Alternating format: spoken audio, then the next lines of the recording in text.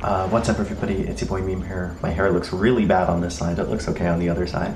I really need to get a haircut. For breakfast, I didn't have anything. For lunch, I had a sandwich at work, and for dinner, we had beef and broccoli and rice. I'm getting really fat. It's kind of crazy. I'm obviously gaining weight. I am 170 pounds as of today, which sucks because I was 160 pounds like a month ago. Just embarrassing. But I do have something funny to show you guys. This is the Wikipedia article for something by the name of 7-hydroxymetragenine, and it's also known as 7-O. And I became aware of it because of a YouTuber I watch. He's kind of like a guilty pleasure YouTuber of mine by the name of Goblin. And it's basically like a storytime YouTube channel. And the videos are pretty good. He's a really good storyteller, but what he primarily tells stories about is how he was addicted to drugs for a long time, ever since he got out of high school and he quit, I think in his early 20s, like 3 years ago, or like 4 years ago now, like mid 20s, I guess, like 4 years ago. And it's interesting because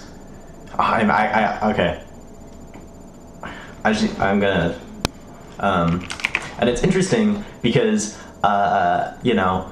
I don't really live that lifestyle, and it's interesting to see, it's interesting to see people talk about that sort of thing because, people don't really talk about that thing publicly, and but he was talking about this stuff, and basically how it's sold in smoke shops. It's like a derivative of kratom.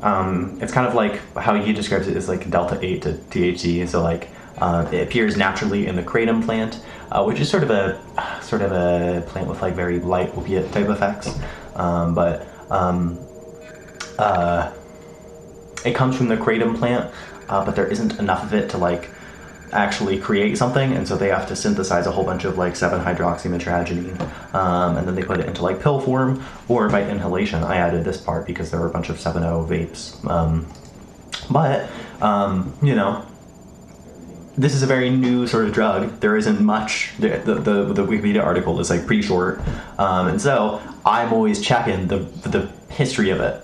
And I just saw, like, if you look at the history of this page, it's pretty funny because this one guy with no account just kept like adding and removing things, and it's like there's a person, mobile web edit, where he says people are putting out false information to hurt the legality of 7-hydroxymetragenine. And then he removed another one that said people putting out false information. And then he added sales info. And then all of these edits were reverted, which is very funny. What's happening? Okay. All these edits were reverted same day, 1 minute after he did the final thing. It was just very funny. Yes, I was looking at his edits and I looked at what he added, and God, this is just funny to see writing like this in a Wikipedia article. Of course it was removed, but in natural kratom leaves, 7-hydroxymetragenine is not only present in, well, this part isn't really interesting. The sales part is interesting. Sells worldwide in every country as pill form, as well as leaf and grounded leaf with different strengths. Full bags of 100 grams or more can be used to make your own pills. Drinks or chemical study can be brought at most mom and pop stores that use to sell spice and K2, as well as bath salts. Google has Google search for a provider metragenine, aka kratom, is sold by the type of leaf it's harvested from, and each brand has their own style and kind of kratom was used to make the drug into the strength you want.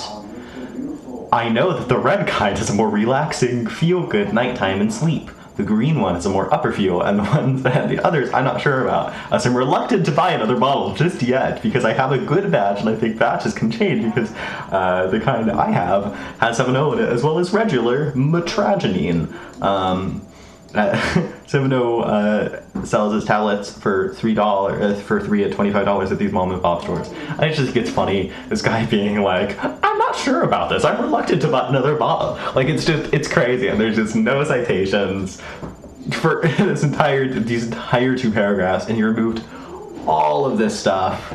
Oh my god, it's just so funny. Oh my god.